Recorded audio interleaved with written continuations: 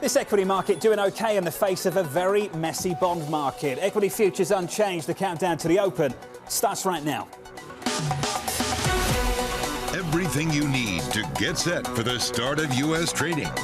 This is Bloomberg, the Open, with Jonathan Ferro.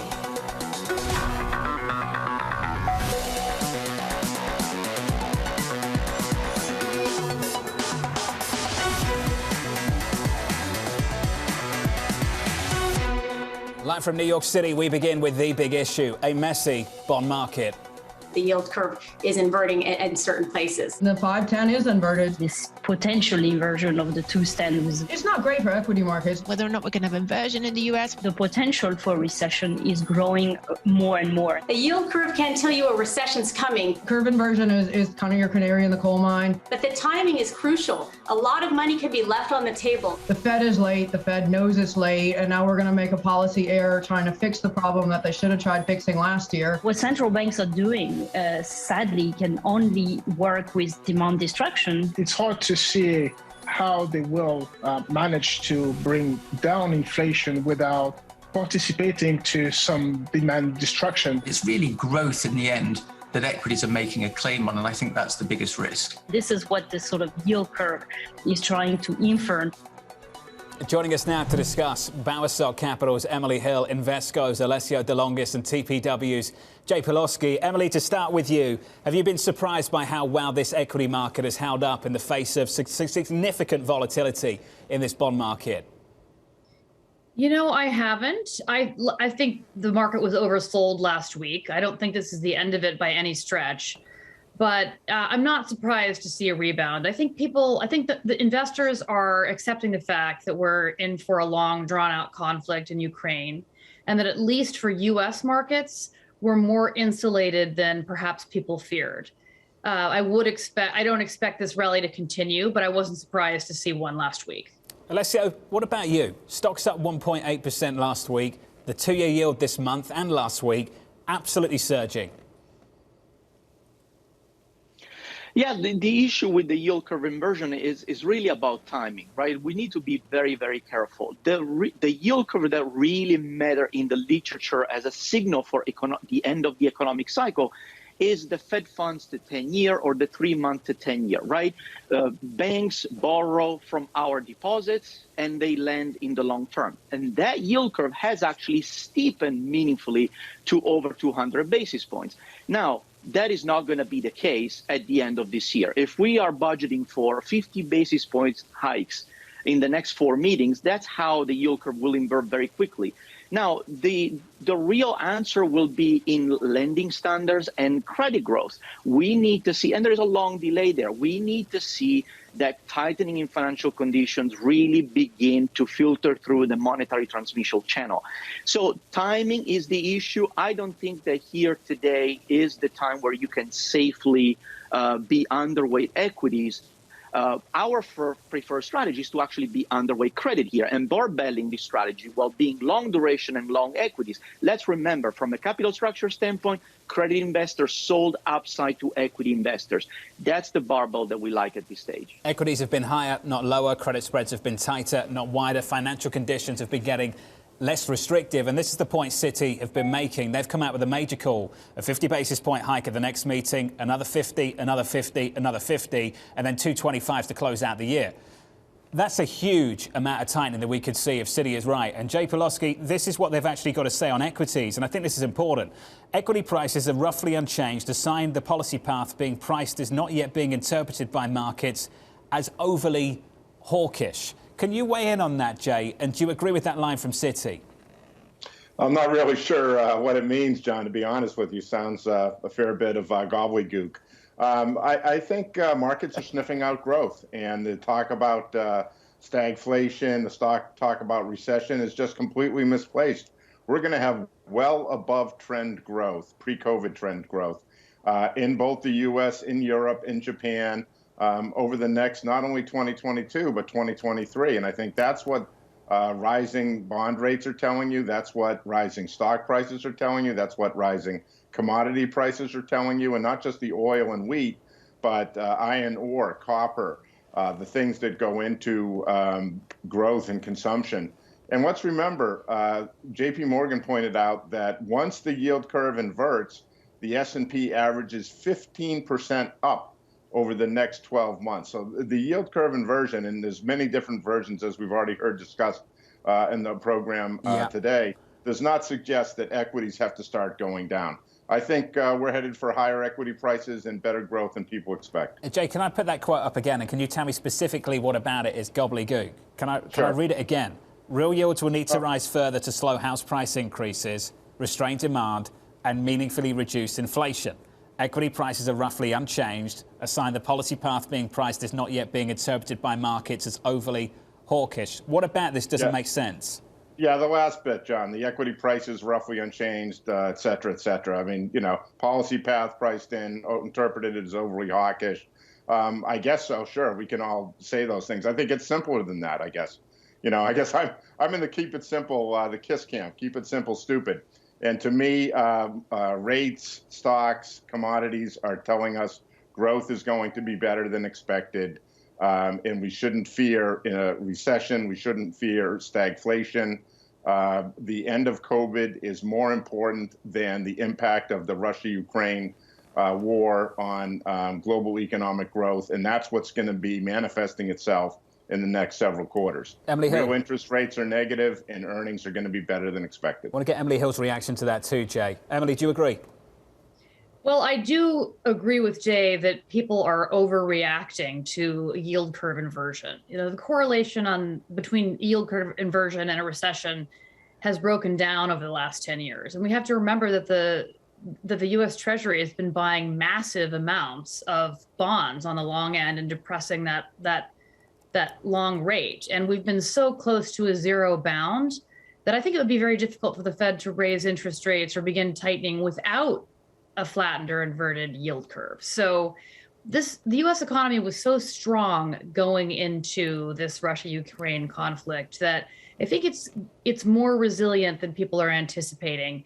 And we have to remember, when you look back at past, historically at past rate hiking cycles, 1994, 2004, 2015, we really end up with a range-bound market, not necessarily, or we can end up with a range-bound market. And so I'm much less pessimistic. I tend to side with Jay here. 23 minutes away from the open, with equities down almost 1/10%. Huge moves in the bond market earlier this morning. A lot of those fade, but 5s versus 30s inverting for the first time, going all the way back to the mid-2000s, 2005, 2006 to be precise. Kaylee Lyons has the stats for you. Hey, Kaylee. Hey, John. Well, it's not just big moves this morning. We have seen monster moves across the curve in the U.S. this year. When you put it all together, 3 days out from the end of the first quarter, Treasuries are on pace for their worst quarter ever, up 70 basis points plus across the different durations. Of course, the more dramatic movement has been in the short end and in the belly as the market has repriced that hawkish Fed and expects another 200 basis points of tightening this year. We've seen the 2-year yield up 158 basis points to 231, the 5s up 128, the 10-year up about 94. And of course, as this happens, as you alluded to, the curve has started to invert. We were seeing already that happening in the belly out to 10s, then overnight that 5s30 spread inverting. And when you look at the 230 spread, that has narrowed now for 6 months in a row at its narrowest in almost 15 years. Well, the spread between 2s and 10s, which everyone is watching closely, is in and around 13 basis points. Is that signaling a recession to come? Maybe your guests are skeptical of that this morning, but still, it's a conversation that's being had. And finally, I would note this isn't just a U.S. story. Bonds around the world are reeling. That includes Japan, where the 10-year JGB yield is north of 25 basis points. That is the top end of the BOJ's range, leading them to that unprecedented move of intervention overnight, reinforcing the idea of policy divergence between Japan and the rest of the world. But when you put together Japan, Europe, Treasuries, it all adds up to a global aggregate bond index here at Bloomberg down 7% on the year, which is a record drawdown, John. Kelly, thank you. Jay, I've got a quote for you that you won't think is gobbledygook, because I know you agree with them. It's JP Morgan. I'll read it out for you. Here's the quote. Real rates are staying very accommodative, which tends to go against the recession trade. They go on to say they average positive 200 basis points at a time of past curve inversions versus current negative. One doesn't tend to have a recession from the starting point of outright negative real rates. Jay, your thoughts? Not a gobbledygook at all, John. Very straightforward. Negative real rates, no recession. Stocks can do well. Earnings can do well. And look, this is a golden age of asset allocation, as Kelly just pointed out. Bonds are having a record drawdown. Commodities, the Goldman Sachs Commodity Index is up 40% year to date, and stocks are chopping around, not really doing anything. But there are multiple opportunities across assets around the world, and with negative real rates and growth being above trend, I think we're going to have growth well above trend. Trend growth in the U.S. and Europe was roughly 2% pre-COVID. We're going to have growth around 3% in both and 3% in Japan. So the bulk of the developed economies, John, are actually going to grow significantly stronger than pre-COVID, and yet earnings expectations are in the single digits. I think earnings are going to be easy to beat. We have a very low bar through the rest of the year. Again, not just in the U.S., but in Europe and in Japan, as well as in the emerging markets. But Alessio, just to finish with you, isn't this the point? Just to try and give the other side, the other view of all of this. Everything Jay is saying is precisely the reason why this Fed can move and move more aggressively. And the fact we have negative real interest rates is actually an issue for this Federal Reserve. They have to do something about it, don't they? Yes, certainly. Look, the developments that we're seeing in the cost of production due to commodity prices is only likely to reduce further the equilibrium real interest rate, right? So I think focusing on real rates is somewhat deceiving at this stage, because the Fed may have to raise interest rates trying to bring real rates to zero, but that's really not the point. We need to see inflation expectations. Inflation expectations will tell us when the Fed has done its job. And the equilibrium, the terminal rate may still be consistent with a negative real interest rate. I think that the real interesting thing about the discussion, and I really agree with Jay, is that the risks, the tail risks of the current outcome are widening. The current economic and market condition by itself is not really sustainable, is it? We are either going to get a resolution in terms of rallying bond yields because the Fed brings inflation back in control and by pricing in slower future growth, or equity prices reaccelerate. In my mind, that's really the barbell. And you're not really compensated to be in credit at this stage. And credit markets are going to be the asset class that is going to tell us, in my opinion, when the Fed has tightened enough. Alessio, Jay, Emily, sticking with us about 20 minutes away from the opening bell with your movers. Here's Abby. John, well, U.S. futures right now, stock futures doing very little. But to the downside, we have Apple and some of the Apple suppliers. After a 9-day, 16% rally, Apple is lower. This, of course, after the Nikkei reports that the iPhone maker may cut low-end phone production by 20%. This as demand slows in the war in Ukraine and the plant closures in Shanghai. And, of course, it is hitting some of the Apple suppliers, those chip makers such as Skyworks Solutions, also down 1.5%. Speaking of down, ExxonMobil down 2.5%. This, of course, in sympathy with oil, now down more than 6%, in part as a reaction, a continued reaction to that parabolic uptrend. But also, China has closed another big city on COVID precautions. It's not all down, though, John. Tesla up 5.1%. I know you love these stock splits, but they are talking about another stock split since the last one back in August of 2020. The stock is up more than 80%, even though, of course, as you know, it's all optics, having nothing to do with the value. Just in case anyone thinks that I actually do love these stock splits, I don't love these stock splits. Abby, thank you. Coming up, one line from President Biden drowning out a week of diplomacy. For God's sake, this man cannot remain in power. That conversation up next.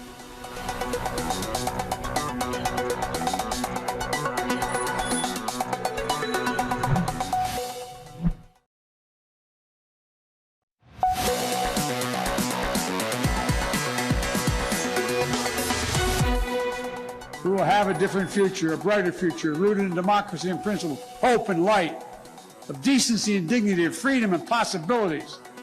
For God's sake, this man cannot remain in power. And just like that, a major headline. And then the administration had to walk it back. Secretary Blinken offering clarification. As you know, and as you've heard us say repeatedly, we do not have a strategy of regime change in Russia or anywhere else for that matter. Team coverage starts right now with Bloomberg's Anne-Marie in Warsaw. I'm Maria Tadeo in Berlin. AMH, in many ways, a smart comment from Secretary Blinken, not contradicting the president, but saying, clarifying, we don't have a strategy for it. Yeah, he's not saying the president didn't mean what he said. He's just saying we don't have a strategy that is going to implement or try to implement regime change out of the Kremlin, Jonathan. But what you have seen over the weekend is the White House actually trying to clarify what the president meant. Because the second he said that, the questions from the journalists directly to the White House, and I was there at the speech, there were White House aides, were immediate. What did the president mean by this when he said this man, Vladimir Vladimirovich Putin, should not remain in power? Is he signaling that the U.S. does want a regime change? The White House says that is not true. The president himself said, no, that's not what he meant. He was not signaling that. But, Jonathan, it has caused a bit of urgency here around the capitals in Europe. They want to make sure that this does not escalate what is going on. But we should note the Kremlin has already thought this. President Putin has said so himself throughout the years, in 2011, most notably, when there was protests on the street in Russia due to his long reign. He said a lot of this was due to the United States. He also blamed the U.S. for the protests during the Orange Revolution in Ukraine. So for the Kremlin, this is really nothing new. Maria Tadeo, you'll be catching up with the German finance minister a little bit later today. Walk me through what we can expect from that conversation and how some of this is playing out in Germany today. Well, first of all, Jonathan, just to echo what Anne-Marie said, for a lot of officials in Europe, in particular here in Berlin, but also in Brussels and Paris, they do feel that this kind of language is not constructive. What they say is that, of course, it plays directly into Russian propaganda, that this is not about Ukraine or the people of Ukraine. This is about having a different government in Russia, getting rid of Vladimir Putin because he is strong and he is the man that fights for Russia. That is the line that we hear repeatedly on Russian primetime TV. So, of course, a lot of this played into that. If you also assume that the goal here is diplomatically, because remember, all of them have agreed that they don't want to fight on the ground. They want a ceasefire and a pullback from these troops, then calling perhaps Vladimir Putin a butcher does not help the diplomatic effort. Now, when it comes to the German finance minister, Christian Lindner, we are going to be having a conversation about 3 hours. There's a lot of questions for him. But in particular, what I want to hear from him is a response to Russia saying, OK, you don't want to pay rubles for gas. That could have an impact on the flows. Germany says it's ready for that scenario. If Russia were to cut gas, they say we are ready for every eventuality. But I want to hear in detail, how is Germany going to deal with this? The other big question that I want to hear from Christian Lindner, of course, is how are you going to stimulate this economy? I can tell you in Berlin, there's a big conversation about stagflation. The government is already worried about the inflation fears that kick in the society. Remember, this is always a big talker in Germany. Inflation is something they really care about, and they care about it passionately. So, of course, those are the two big issues I want to focus on. What is Germany going to do to stimulate this economy, healing from this fallout from the war in Ukraine? And then two, how do you deal with Russia if they make through on this threat that if you don't pay rubles, then you're not going to get any gas? Looking forward to it. Maria, a fantastic conversation coming up next a little bit later. Maria Tadeo and AMH over in Warsaw. Emily Hill, Alessio the Longis, Jay Pelosky still with us. Jay, if I looked at the market in Europe, equities fully recovering through this invasion, bond yields through 0.50 on a German 10-year and threatening to go through zero on twos, I'd be thinking European recovery, not the recession that some people are looking for. What say you? You'd be right, John. Does that make sense? Isn't there some tension there? No, I think it makes perfect sense. You know, it's my view. We talked about it several weeks ago. We talked about buying European banks. Happy to say they're up about 15% since we last spoke, and I think going considerably higher. I think the real news, John, in terms of the Ukraine and Russia was taken off the headlines by President Biden's comments, which was that the Russians are now narrowing their focus to the Donbass. And I believe that's a prelude to negotiations. They're effectively giving up their initial plan.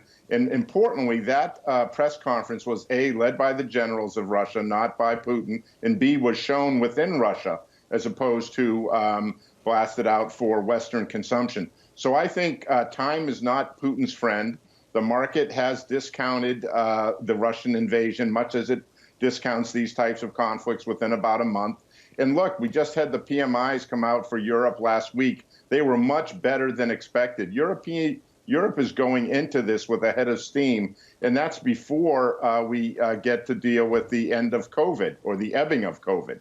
And so to me, I remain constructive. I think Europe emerges from this situation. The European Union is going to emerge from this in a much stronger, much more compelling place to do investment and doing business over the next 3 to 5 years. It's a tactical and strategic investment opportunity right here. Emily Hill, you agreed with Jay's earlier comments. When it comes to Europe, can you be that constructive there? No, in this case, I'm sorry, Jay, I'm going to have to part ways with you. I do think, to your original comments about, 3% GDP, et cetera, I think we have to recognize that these rising geopolitical risks are not going away. And yes, I do think that the possibility for some sort of negotiation or some successful negotiation has increased in the last couple of weeks. But I think Putin is dug in, and we have to remember that Ukraine is a democracy, and Zelensky is talking about some kind of a referendum to allow a declaration of neutrality, which would take 9 months to a year. And we have to, and the impact, therefore, on commodity prices is going to be prolonged. And then in addition to that, we have to look at how China is figuring into all of this. So I'm less optimistic. Yes, I was surprised by the numbers coming out of Europe last week, that they were a little bit better than expected. And I'm not predicting a European recession yet, but I think the European economy will struggle. I think this will have a more prolonged impact than you think. Don't feel bad about this, Emily. Every time Jay comes on, he's pretty lonely when we get to Europe and the outlook for the continent. Jay Pelosky, Emily Hill, Alessio de Longis sticking with us. Coming up in the morning calls and later, Apple falling after Nikkei reports that the firm plans to cut production because of lower demand. The stock is down about 1.5%. That conversation just around the corner. From New York City this morning, good morning to you all. Equity futures down about 0.1% this Monday morning. This is Bloomberg.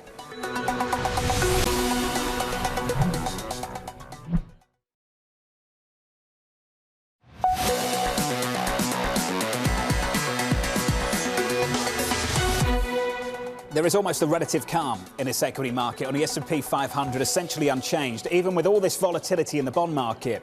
If you get to the bond market, 2s, 10s and 30s, I'll run you through earlier this morning. 3s, 5s, 7s, those yields above 10s, above 30s, briefly. But that was the story, just inversion throughout the curve. We'll get into a little bit more of that around the opening bell. That's the price action here at the morning calls. Let's kick things off with JP Morgan upgrading DEER to neutral, now seeing an improving risk reward with healthier channel checks. Your second call from Morgan Stanley downgrading Citigroup to underweight, pointing to a lack of near-term catalyst. That stock down 0.7%. And RBC downgrading Altria to sector perform, growing concerned about the company's exposure to lower-income consumers amid rising gas prices. Coming up, Apple's 9-day winning streak in jeopardy. Nikkei reporting that it's planning to cut production because of weakening demand. That story up next.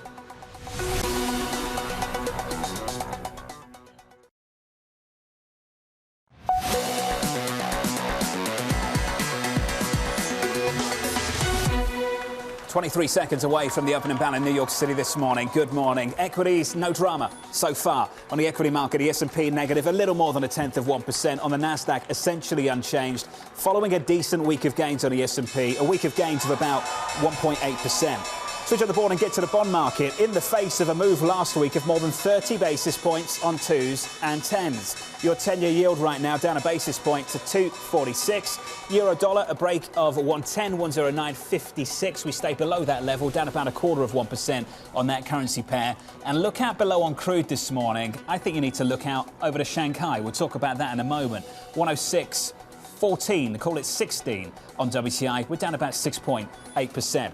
At the open, essentially unchanged on the S&P 500, 25 seconds in. Energy, bottom of the pile, speaking to what's happening in the commodity market with your movers. Here's Abby. John, well, with this basically flat open for U.S. stocks, let's take a look at two leaders and two laggards. The leaders are Tesla. One of them is up 4.9%. This, of course, as the company is proposing another stock split, all about optics, making it more attractive to retail investors. This worked back in August of 2020. The stock is up more than 80% from that stock split. Riot Blockchain up 6.5% in sympathy with both Bitcoin and Ethereum higher. Plus, the stock has been trading a little bit like a meme stock stock, and those meme stocks doing really quite well recently. To the downside, though, not surprisingly, you were just talking about oil down more than 6%. This, of course, as a city in China has been shut on COVID precautions. Occidental Petroleum down 3.2%, Transocean down 5.4%. And I would also share, John, that taking a look at the technicals, it looks like oil is doing another reversal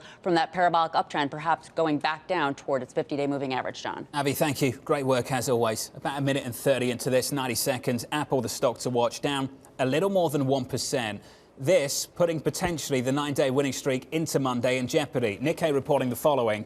Apple plans to make about 20% fewer iPhone SEs next quarter in one of the first signs that the Ukraine war and looming inflation have started to dent consumer demand. Taylor Riggs with us today. Hey, Taylor.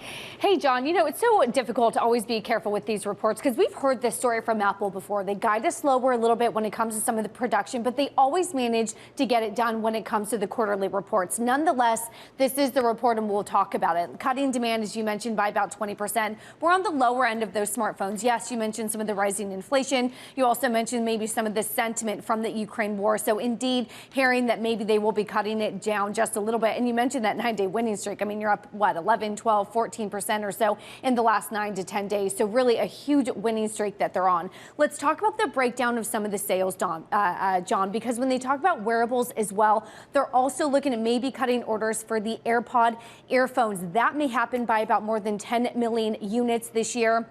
Again, AirPods have really become sort of a key wireless story here, right? When you also think about not only hardware, but some of the services and sort of a big growth sector for the company. So it's not really just the iPhone, but also taking a look at the AirPods as well and what some of those production cuts might mean. At the end of the day, John, though, it always comes back down to the performance. And Apple has been the big outperformer when it comes to the S&P 500 in the last year. You also think about what that means in the backdrop of yields rising, 75 basis points or so when it comes in just this year, really. So you think about sort of the contribution that this has had and sort of, at least for now, the big outperformer. Taylor Riggs, thank you. As Taylor said, and put it well, how many times have we heard stories like this only for Apple to knock it out of the park?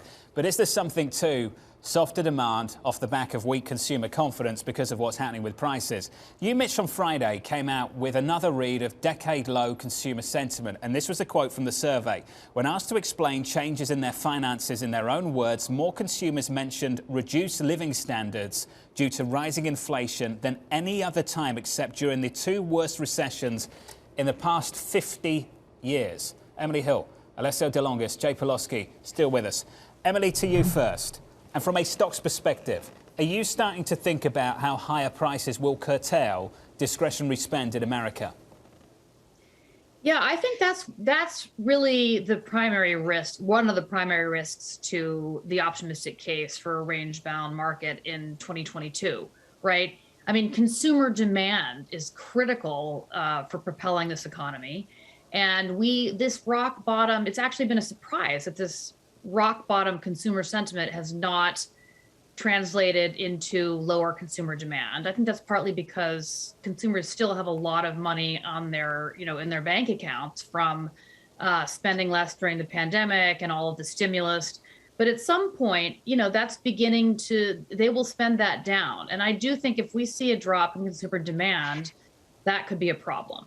And, you're obviously seeing this more, or you are seeing the decline in sentiment more for consumers that are making over, say, $100,000 a year. So there is a little bit of a bifurcation, but that is definitely something to watch. Alessio, how are you thinking about the same dynamic? You're highlighting a very, very critical point that has dominated our thinking around the economics and markets interaction for the last 6 months, the issue of demand destruction and consumer sentiment. The way we are tackling this is to really focus on the defensive side of the equity market by being overweight, low volatility and quality stocks, right? We just spoke about Apple. Apple fits exactly that type of description, right? We are concerned about the slowdown. Jay's absolutely right. Growth is likely to remain well above trend, but it is slowing. And in that type of environment, we argue that being overweight stocks is still the right strategy, but being overweight the defensive side of the market, so low volatility and quality stocks. That's where we expect that correct balance of defensiveness while maintaining a long posture into the equity market. Music to Jay's ears. Jay, you're absolutely right. Walk me through it. I never hear that at home, John. I know, I'm sure you don't. The level and the rate of change. Jay, let's talk about that. The level you're saying is going to be good. You've got Alessio there talking about the fact that we're going to be slowing this year. I remember people talking about peak growth through the back end of last year, and I guess things picked up again. But Jay, how do you think about that? No, I think that's absolutely correct. We've talked about it quite a bit at TPW Advisory, the difference between slowing growth, because clearly we're slowing from the stimulus growth of 2021, but not slow growth, right? So we're going to be above trend. And it's natural that people have a hard time understanding kind of that distinction in real time. And when you get consumer numbers like the Michigan survey, it's definitely worrisome. But then the reality is, you look at retail sales, you look at other issues, consumption remains pretty robust. But one of the things it does for us is it sends us to look abroad. And we talked about the golden age of asset allocation and the policy mix outside of the U.S., whether it's Europe, ECB on hold, lots of fiscal stimulus through next gen, whether it's Japan, big fiscal package coming, currency is at a 50-year low in effective terms, whether it's China, where the PBOC is easing. There are other parts of the world, John, where the policy mix is much more supportive for equities than it is in the United States.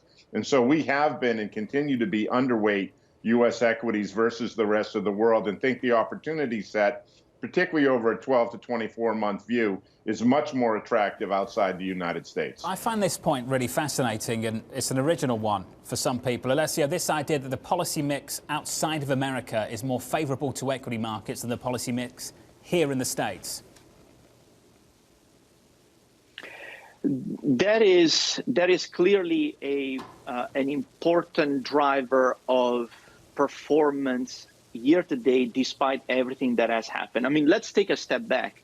Since December, January, when the escalation of the conflict has taken place, emerging market equities, developed market equities outside of the U.S. have actually matched the performance of U.S. equities, despite everything that has happened. We're not seeing outsized dollar strength, quite the opposite most recently.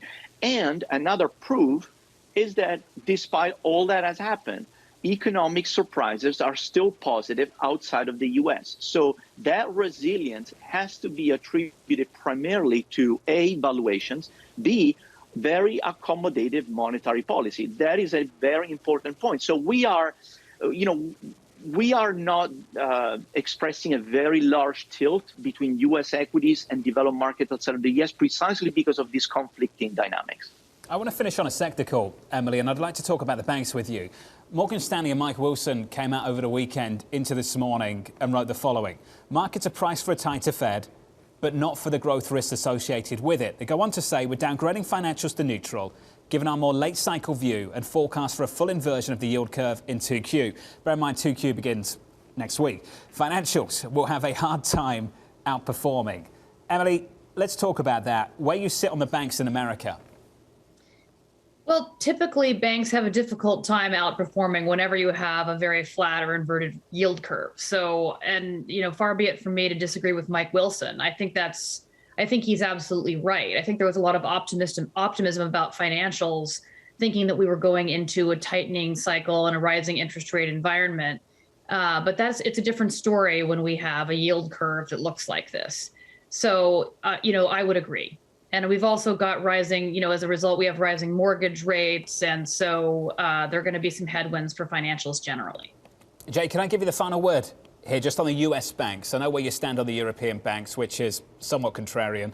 Where are you on the US banks? We're overweight, John. We have been for quite some time. We believe that the opportunity set in the U.S. is tilted more towards value than growth. We expect back-end rates to continue to back up. That's going to cap the upside for big cap tech, and we think the value set is where we want to be. So we're long financials, we're long energy, we're long industrials. That's the weight of our positioning within the U.S. And long European banks too, just in case anyone missed it from earlier. I know. Jay, thank you. Jay Pelosky, Alessio de Longis, and our special thanks to Emily Hill, as always. Coming up, Shanghai locking down to fight a COVID outbreak, further straining the global economy. The supply shock that we have due to the war, due to a COVID resurgence in China, cannot be dealt with rate hikes. That conversation coming up next.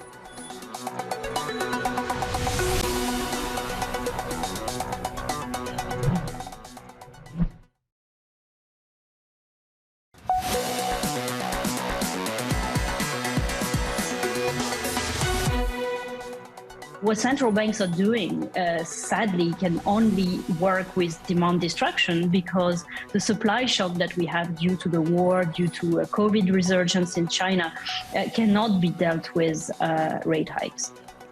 Well, things get worse. So far, so good in the equity market. Erasing the losses this morning on the S&P 500, basically unchanged on the session. Amazon are raising the losses for the year with the gains they post early this morning. We're about 15 minutes in. In China, uncertainties mounting in a big way. Trying to grapple with a COVID outbreak in the country, announcing plans to lock down Shanghai in 2 phases to conduct a mass testing blitz. For more, let's get to Mike McKee. Morning, Mike. Morning, John. Well, look at that there. 25 million people in the Shanghai region. That is a big deal. And it's a reminder that no matter what's going on in Europe, COVID is still with us. There are 3 things we are watching out of Shanghai right now. First is the markets. There are 1,600 financial institutions, almost 500,000 employees in Shanghai. They've got many of the traders living in their offices so they can keep on top of things while this goes on. The CSI 300, the benchmark, down 0.6% today, but look at that, trading down 20%. So a real impact on markets in China. We're also looking at the international impact. They have locked down a lot of cities in China recently. Shenzhen, 17 million people. That has gasoline demand down across the country as much as 80%, according to some analysts, which means oil prices are down significantly right now.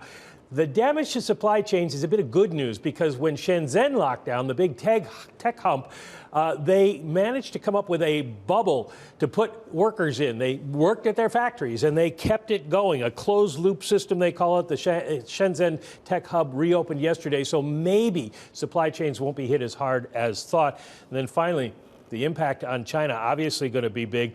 Some analysts saying it could cut second quarter growth by 0.4 percentage point.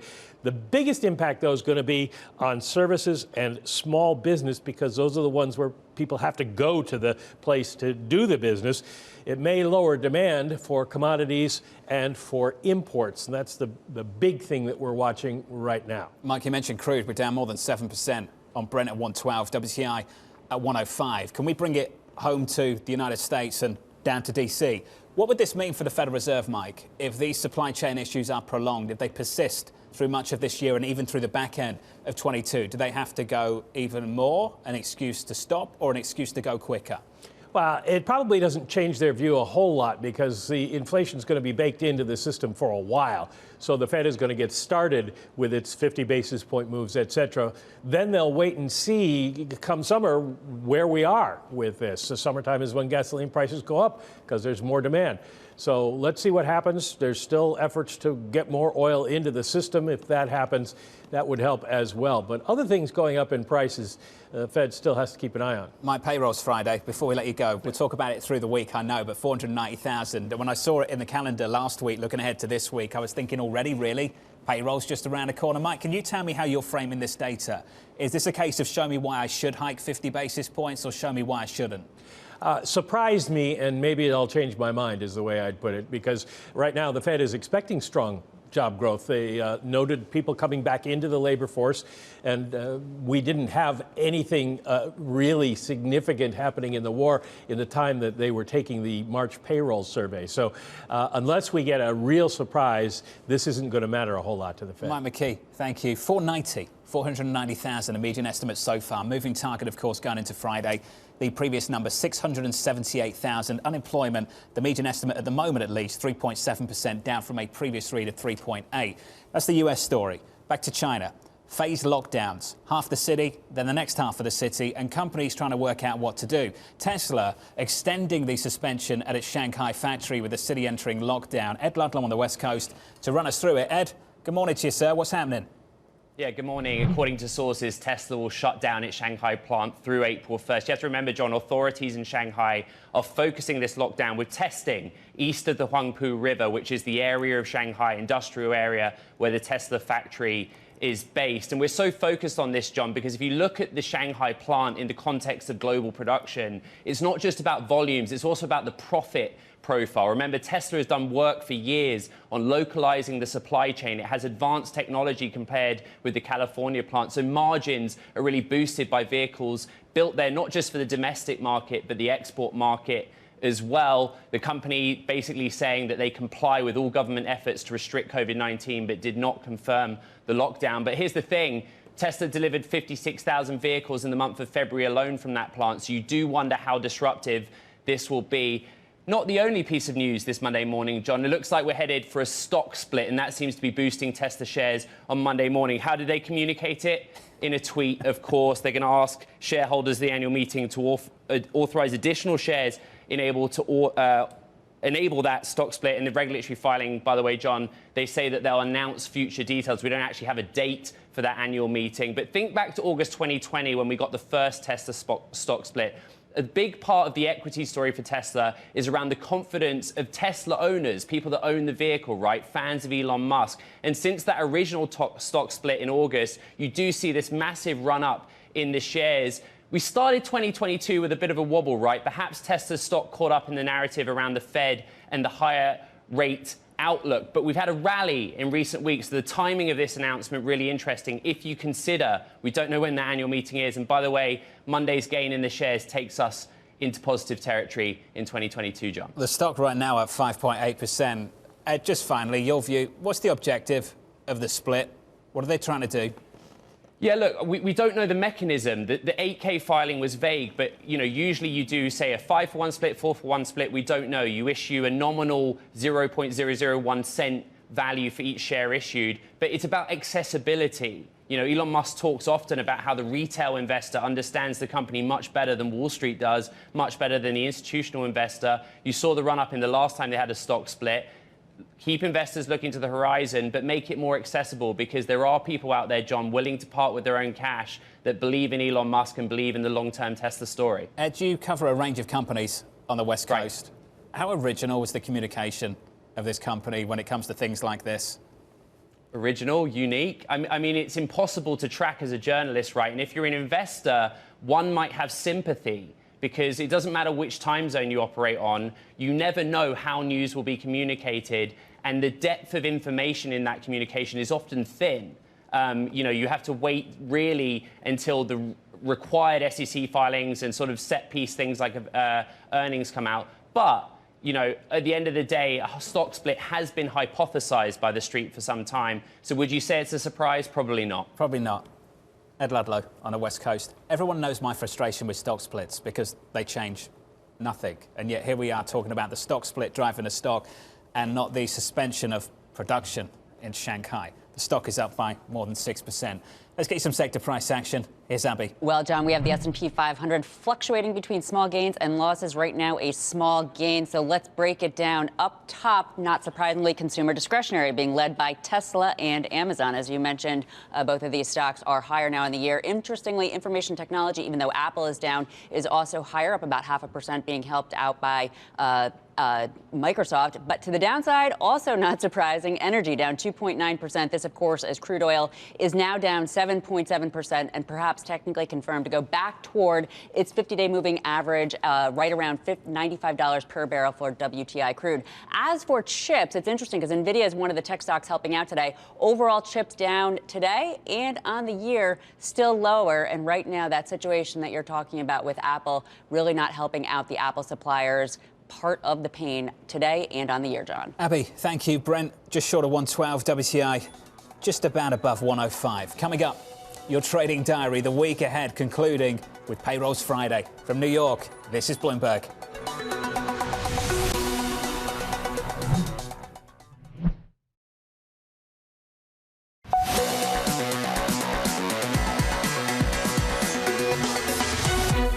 About about 25 minutes in. This run in the Nasdaq is something. The Nasdaq 100 up by 0.9%. It's doing this even with this move in the bond market. 2s, 10s and 30s. 2s this month have had a low of about 125, and this morning they went through 240. Right now 231.71 at 5 basis points, and equity still doing okay. That's the tension for some people at least, trying to work out if this move sticks, can the equity market keep holding up? That's the price action. Here's the trading diary. Some supply from the Treasury, 2s and 5s a little bit later. President Biden announcing his budget coming up at about 2:45. A host of Fed speak through the week. Harker, Bostic. Tuesday, some data on Thursday again. Initial jobless claims. And finally on Friday, it's the big one. It's Payrolls Friday, just around the corner. From New York, this was the Countdown to the Open.